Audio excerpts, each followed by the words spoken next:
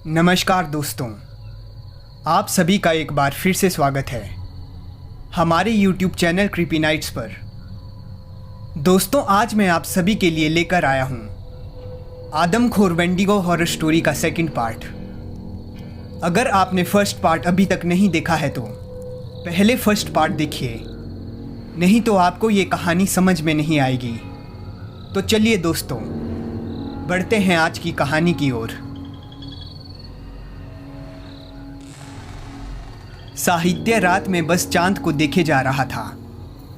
उसे सब याद आ रहा था कि कैसे उन गुंडों ने उसे मारा था, लेकिन उन गुंडों को वापस उस हवेली तक कैसे ले जाया जाए ये सोचना था। साहित्य हवा की रफ्तार से भागते हुए उन्हीं गुंडों के ठिकाने पर पहुंचता है। वहां पर सभी गुंडे शराब के नशे में थे। उनका अड्डा उस जंगल के काफ़ी करीब था, इसलिए उन गुंडों को वापस उस हवेली तक ले जाना थोड़ा आसान था। साहित्य बस चुपचाप अंदर जाता है और एक डंडा उठाकर सबसे पहले एक गुंडे के सिर पर मारकर उसे ढेर कर देता है। सभी गुंडों की नज़र साहित्य पर पड़ती है तो सबके पैरों तले जमीन खिसक जाती है। सभी गुंडों ने घबराते हुए कहा,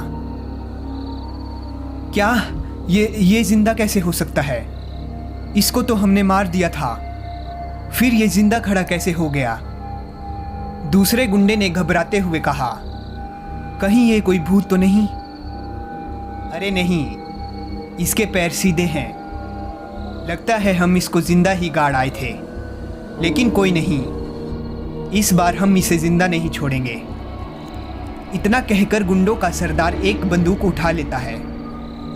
बंदूक देखकर जल्दी से साहित्य भागकर एक बाइक पर बैठ जाता है जिसमें चाबी पहले ही लगी थी।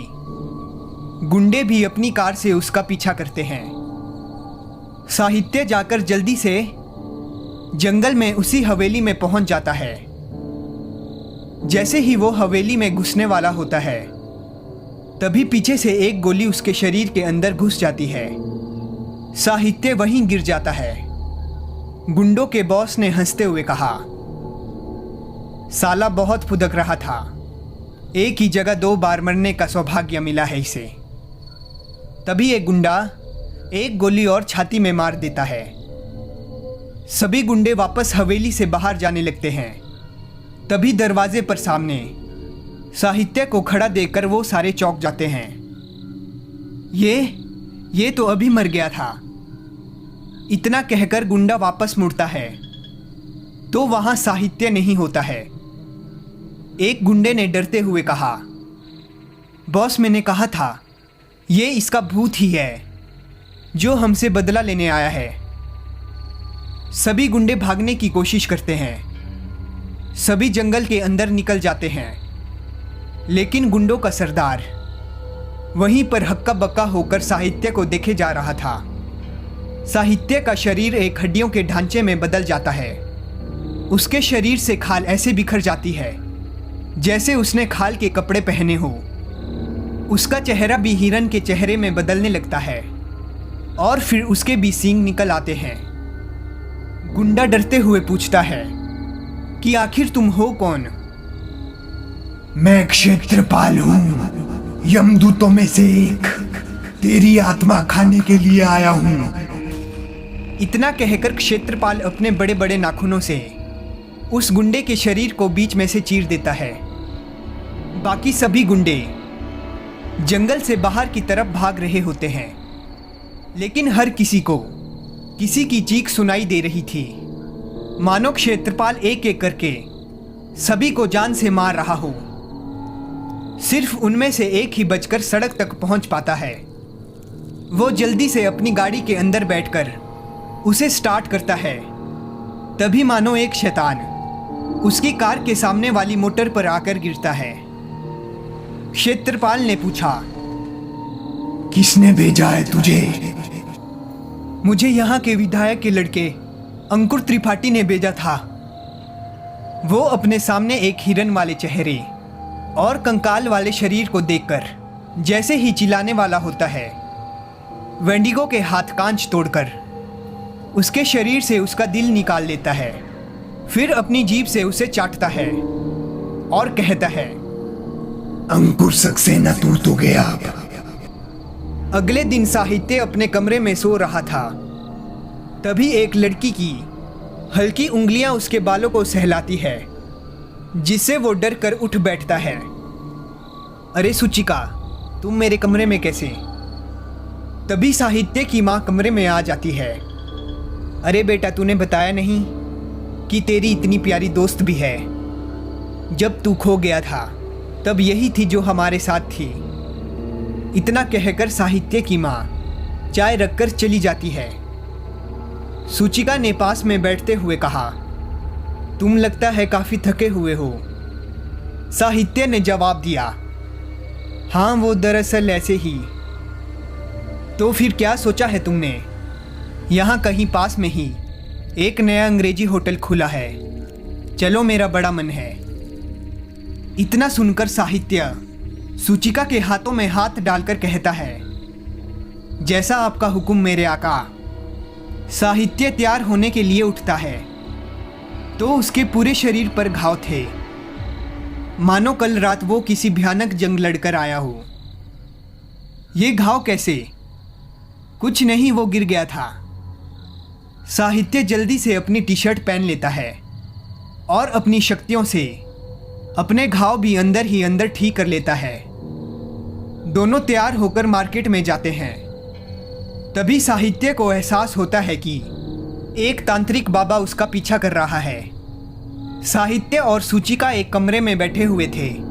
तभी साहित्य की नज़र खिड़की से बाहर जाती है, जहां पर एक कार खड़ी होती है, और देखते ही देखते वो कार विस्फोट हो जाती है। साहित्य जल्दी से सुचिका को टेबल के नीचे लेकर बैठ जाता है और उसे वहीं रहने को कहता है। साहित्य जल्दी से खड़ा होता है। तब तक कुछ नकाबपोश दुकान के अंदर आ जाते हैं और वहां चारों तरफ गोलियां चलाने लगते हैं। साहित्य अपनी शक्तियां सुचिका के सामने नहीं दिखा सकता था, इसलिए वो बस जल्दी से एक टेबल को फेंककर सुचिका को लेकर खिड़की से बाहर कूद जाता है। वो जल्दी से सुचिका को लेकर दूसरी गली में घुस जाता है और चैन की सांस लेता है। सुचिका ने घबराते हुए कहा, ये लोग कौन थे?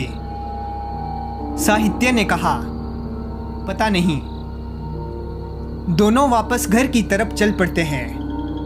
वापस आकर साहित्य बस इस थके हुए दिन से सोने की कोशिश करता है। जब वो सुबह उठता है तो वो टीवी पर न्यूज़ लगाता है, जिससे वहां ये पता कर पाए कि हमला क्यों और किसने किया। लेकिन टीवी पर किसी भी न्यूज़ चैनल पर इस घटना का जिक्र तक नहीं हो रहा था, मानो वो घटना कल हुई ही ना हो। ये सोचकर साहित्य को अजीब लग रहा था। तभी उसे हेलो की आवाज़ आती है तो सामने वेंडिगो खड़ा था, जिसे देखकर साहित्य काफ़ी बुरी तरह डर जाता है। साहित्य ने चौंक कर कहा, तुम उस खंडर से बाहर? हाँ, क्योंकि तुम्हें मारने के लिए किसी ने मांत्रिक को तुम्हारे पीछे लगा दिया है। साहित्य ने चौंक कर पूछा, मांत्रिक? ये तांत्रिक तो सुना था, अब ये कौन से नए लोग हैं? तंत्र और मंत्र दो अलग अलग तरह की सिद्धि है। दोनों का ही प्रयोग अच्छे और बुरे में होता है। त्रेता युग में एक राक्षस था जिसका नाम था मांत्रिक।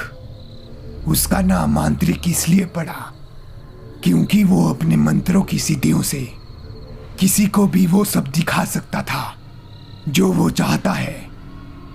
यही नहीं, रूप बदलना भी जानता है। ये वो राक्षस है जिसके जरिए रावण ने राम का कटा हुआ सिर सीता को दिखा दिया था। यही नहीं, सिद्धि और नौ सिद्धि के दाता हनुमान भी संजीवनी के समय मांत्रिक के मायाजाल में फंस गए थे। हनुमान ने मांत्रिक को भले ही मार दिया, लेकिन उसके बाद कई मांत्रिक बने जिन्होंने छिपकर इस विधि को जीवित रखा। उन्हीं में से एक मांत्रिक तुम्हारे पीछे पड़ा है। कल जो तुमने हमला देखा वो दरअसल मांत्रिक का छलावा है।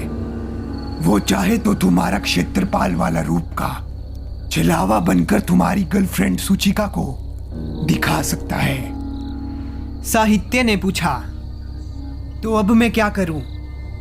वो एक राक्षस है और मैं भी, फिर भी वो मुझ पर हमला क्यों कर रहा है? राक्षस जाति शुरू से ही डर पर चलती है। जो ताकतवर होता है वो बाकी राक्षसों पर कब्जा कर लेता है। यहाँ भाई भाई की गर्दन पहले ही काटी जाती है, लेकिन ये मांत्रिक तो काफी खतरनाक है। इससे बचना तो बहुत मुश्किल लग रहा है। तुम मेरे अब तक के सबसे ताकतवर क्षेत्रपाल हो, इसलिए ही तो मैं तुम्हारी मदद करने के लिए आया हूं। वो कब छलावा बनाएगा मैं तुम्हें बताऊंगा, लेकिन अभी फिलहाल मुझे एक शरीर चाहिए जिससे मैं आत्माएं खा सकूं। साहित्य ये सुनकर उठ बैठता है और अपनी शर्ट पहनकर निकल पड़ता है। तो हम लोग कहाँ जा रहे हैं? शिकार पर। अरे वाह, मुझे बहुत भूख लगी है। तो हम किसका शिकार करेंगे? एक क्रिमिनल का। कौन? उसका नाम योगेंद्र है। एक पेशेवर खूनी है। उसने कल ही किसी का कत्ल किया और अभी फिलहाल फरार है। तो हम उसे कैसे ढूंढेंगे? वो अपने पुराने घर पर है, जहां पर पूरे गांव में ही उसके आदमी फैले हुए हैं। पुलिस जानते हुए भी वहां जाने की हिम्मत नहीं कर पा रही है। इसका मतलब खाने के लिए मुझे कई आत्माएं मिलने वाली है। नहीं, हम बस योगेंद्र का कत्ल करेंगे, वो भी योजना बनाकर। लेकिन तुम क्षेत्रपाल हो, अकेले ही सबको मार सकते हो। हाँ, लेकिन बातें हवा की तरह फैलती है।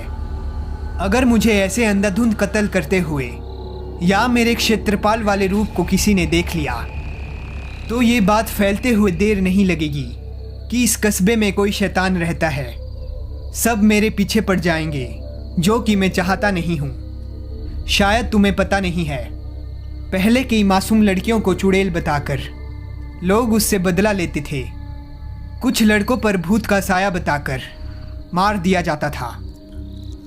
लेकिन तुम तो मर नहीं सकते। हाँ, लेकिन मैं अपनी वजह से अपने माँ बाप और सूचिका को खतरे में नहीं डाल सकता हूँ। तुम काफी नेक दिल हो। शैतान मेरा शरीर है जिस पर तुम्हारा कब्जा है, लेकिन रूह मेरी अब भी इंसान की ही है। अच्छा, तो योजना क्या है?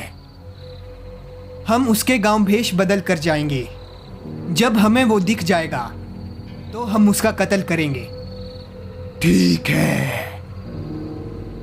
इतना सुनकर साहित्य अपना भेष बदलता है और उस गांव में पहुंचता है।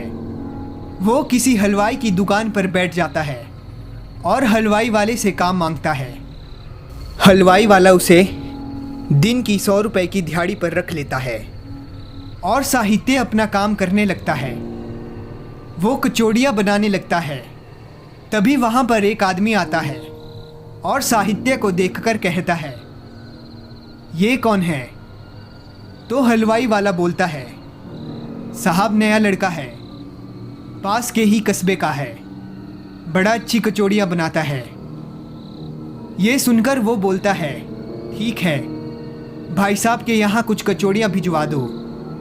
साहित्य जल्दी जल्दी कचौड़ियाँ बनाता है और फिर दिए हुए पते पर जाता है। जैसे ही साहित्य वहाँ पहुँचता है तो कमरे में कोई और नहीं बल्कि योगेंद्र ही होता है। योगेंद्र कहता है, ये सामने वहाँ रख दे।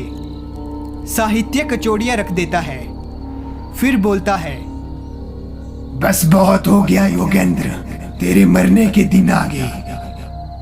ये सुनकर योगेंद्र चौंक जाता है, लेकिन इससे पहले वो भाग जाता। साहित्य की हाथ वेंडिगो की तरह हड्डियों में तब्दील हो जाते हैं और उसकी नुकीली उंगलियां सीधा योगेंद्र के शरीर से आर पार हो जाती है। तभी साहित्य के पास फोन आता है कि सूचिका का किसी ने किडनैप कर रखा है। दोस्तों, अगर आप आगे की कहानी जानना चाहते हैं तो आज हम पहली बार 100 लाइक्स का एम रखते हैं। अगर इस वीडियो में 100 लाइक्स का एम पूरा हो जाता है तो बहुत ही जल्द हम इस कहानी का 3rd पार्ट भी लेकर आएंगे। तब तक के लिए हमारे चैनल को सब्सक्राइब करें और बेल आइकन को ऑल पर सिलेक्ट कर लें।